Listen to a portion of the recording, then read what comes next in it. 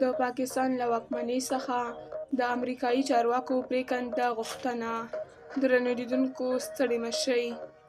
د افغانستان د سولې لپاره د امریکا پخوانی استازی وایي پاکستان لا هم له ترهګرو ډلو څخه ملاتړ ته دوام ورکړی دی.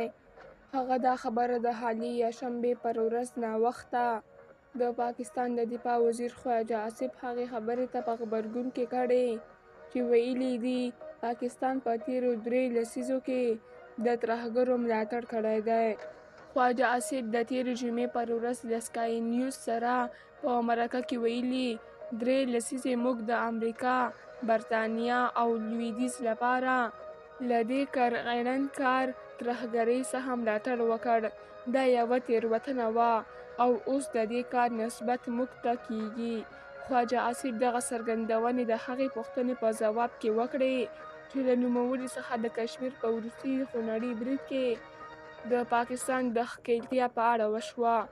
د خواجه آصف همدې خبرو ته په غبرګون کې ښاغلي زلمي خلیلزاد پر خپل ایکس لیکلي باوري راپورونه ښیي چې بلوڅ وسلوالو د بلوچستان په مستوګ سیمه کې د تېرې مارچ میاشتې په نیمایي کې د داعش پر یو پټنځي برید وکړ او 30 داعشیان یې ووژل. ښاغلي خلیلزاد په خبره دا خبره امکان لري چې د پاکستان استخبارات دې د دې پټنځیو په اړه معلومات ونه لري. نوموړي امریکایي استازي وړاندې ویلي چې اسلام آباد باید د داعش د شتون پر وړاندې چې پاکستان سیمې او نړۍ ته ګواښ دی جدي ګامونه واخلي. درنو لیدونکو له ملتیا مو مننه.